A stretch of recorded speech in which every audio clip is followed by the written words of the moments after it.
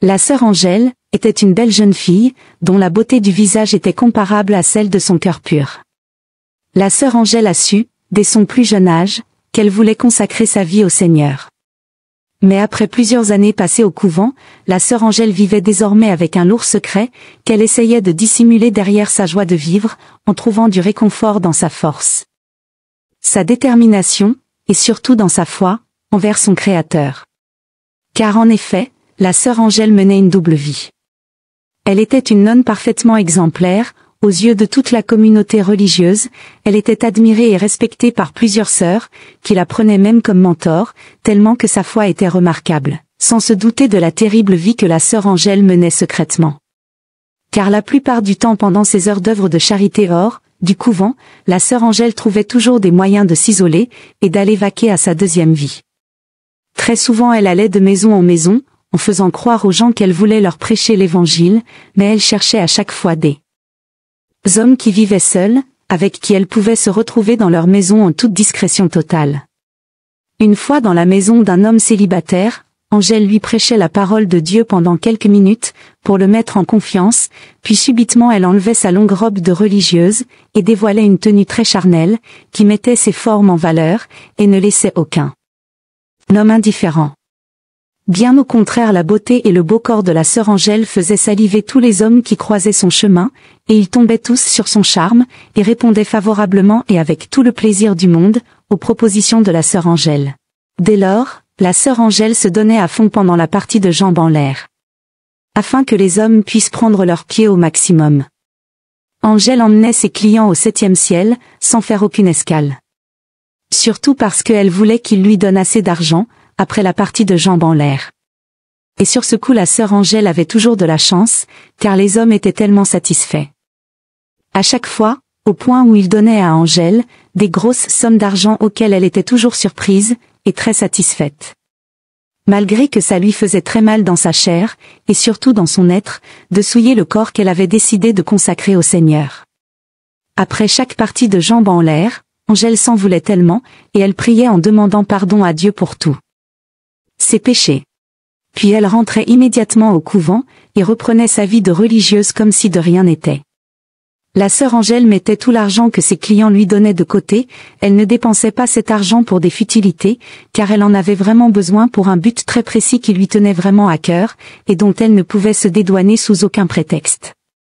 Car c'était plus fort qu'elle. Lorsque la fin du mois approchait et que la sœur Angèle n'avait pas encore eu la somme d'argent dont elle avait besoin, elle se sentait obligée de sortir du couvent et d'aller traîner dans des rues assez éloignées. Tout en étant complètement transformée, au point où même ses sœurs religieuses ne pouvaient pas la reconnaître, au cas où elles la croisaient dans la rue. La sœur Angèle marchait dans les rues à la recherche des nouveaux clients, mais pas n'importe lesquels, des hommes qui pouvaient lui avoir assez d'argent. La sœur Angèle allait même dans les bars, afin de repérer des potentiels clients. Et elle prenait des bières, car cela lui permettait de se détendre, et un tant soit peu d'oublier ses soucis qui lui rongeaient le cœur. Pendant qu'elle passait du temps au bar, la sœur Angèle se remettait également en question, et elle se demandait s'il n'était pas mieux pour elle, de tout arrêter. De quitter le couvent une bonne fois pour toutes, et de recommencer une nouvelle vie, en toute honnêteté envers son Dieu.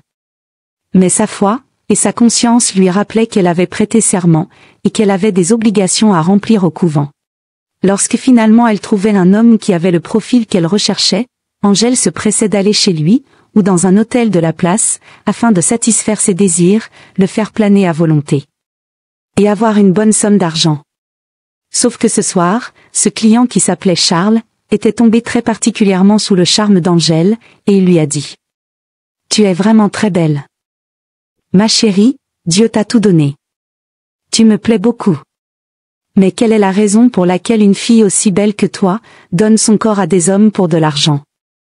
Je te pose cette question car j'estime que ce travail n'est pas digne de toi. Et tu mérites mieux que ça. » Angèle était flattée par les compliments, et à la fois gênée, par les remarques de Charles. Au point où elle ne savait pas quoi répondre. Charles a remarqué que Angèle était gênée par sa question. Alors il lui a dit : « Excuse-moi de t'avoir mis mal à l'aise, mais je t'en parle car je suis très amoureux de toi, et j'aimerais faire de toi ma femme. Je ne te veux pas juste pour une nuit, mais pour toute la vie. La sœur Angèle était très heureuse, et ravie, d'entendre cela, car c'était la première fois qu'un homme lui disait qu'il est amoureux d'elle, et qu'il veut l'épouser. Mais la sœur Angèle connaissait sa situation, elle avait le cœur meurtri, mais elle ne laissait rien transparaître. Puis Charles a donné sa carte de visite à Angèle, et il a également pris son contact. Il a rajouté, « Je ne vais pas avoir des rapports intimes avec toi aujourd'hui, car je ne veux pas que ça se passe ainsi entre nous. Prends cet argent pour tes besoins. Et j'espère qu'on se reverra très vite, pour parler plus sérieusement de notre relation. » La sœur Angèle était contente car c'était la première fois qu'un homme lui donnait de l'argent sans s'envoyer en l'air avec elle. Elle a pris cet argent avec plaisir, surtout qu'elle trouvait Charles très beau et élégant.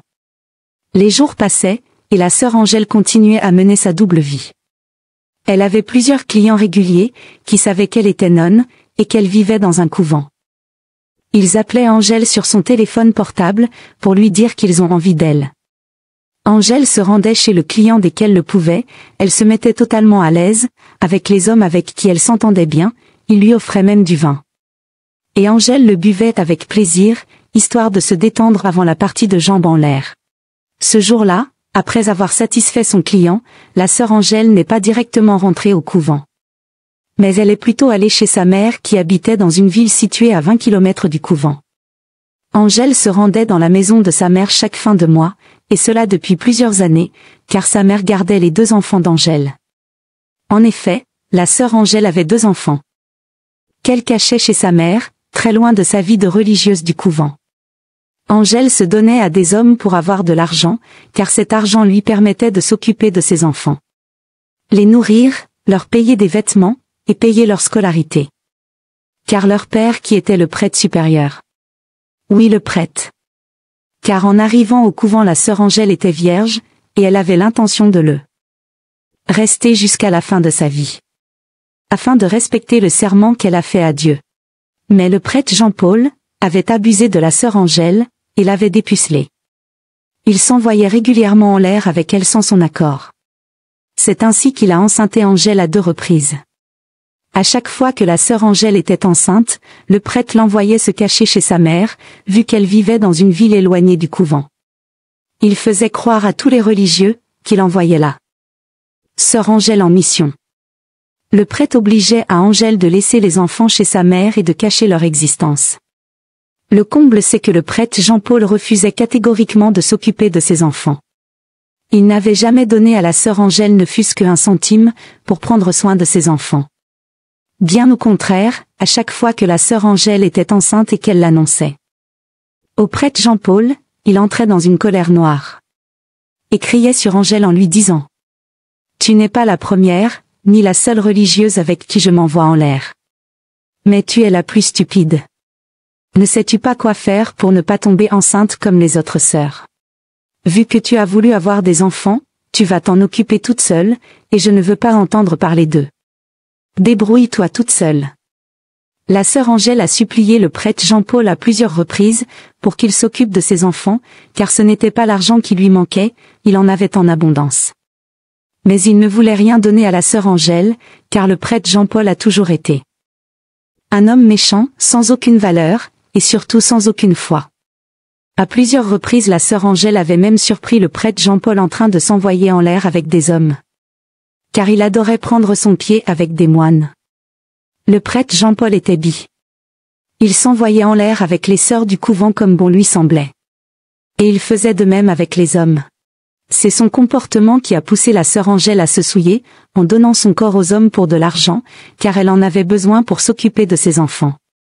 La seule raison pour laquelle la sœur Angèle persistait de rester au couvent c'était sa foi, pour son Créateur, mais vu que malgré toutes ses prières dans le but de faire en sorte que Dieu touche enfin le cœur du prêtre Jean-Paul, pour qu'il s'occupe de ses enfants. Rien ne changeait depuis des années. Alors la sœur Angèle a pris Dieu en témoin et a décidé qu'il était mieux pour elle de changer radicalement de vie, et d'arrêter de vivre dans le mensonge au couvent, et en menant une double vie qui n'honorait pas Dieu. C'est ainsi que Angèle a recontacté Charles, le gentilhomme qui l'avait demandé en mariage. Charles a donné rendez-vous à Angèle dans sa luxueuse maison, il était très heureux et ravi de la revoir enfin, après plusieurs mois d'attente. Ils se sont mis à converser, puis Angèle a raconté à Charles le lourd secret qu'elle cachait, et avec lequel elle a vécu pendant des années. Charles comprenait à présent la raison pour laquelle Angèle se donnait à des hommes pour de l'argent. Puis il lui a dit: Je suis vraiment désolé pour tout ce traumatisme que tu as vécu, je savais que tu étais quelqu'un de bien dans le fond. Quant à ce sorcier de prêtre Jean-Paul, j'espère qu'il finira dans les flammes de l'enfer pour tout le mal qu'il t'a fait à toi et à tes enfants. Désormais tu peux compter sur moi, je prendrai soin de toi et de tes 2 enfants qui sont désormais mes enfants également. Angèle était la plus heureuse du monde de savoir que Charles avait décidé de vivre avec elle et ses 2 enfants. 2 mois après, Angèle et Charles se sont mariés lors d'une cérémonie riche en émotions, et pleine d'amour. Toute la famille d'Angèle était présente au mariage, et tous étaient fiers qu'elle ait recommencé sa vie en étant honnête envers Dieu. Et surtout très loin du couvent dans lequel elle a vécu l'enfer. Que pensez-vous du comportement du prêtre Jean-Paul? Que pensez-vous du fait qu'Angèle se donnait aux hommes pour de l'argent? Dites-le moi en commentaire. Abonnez-vous et partagez la vidéo s'il vous plaît. Bisous.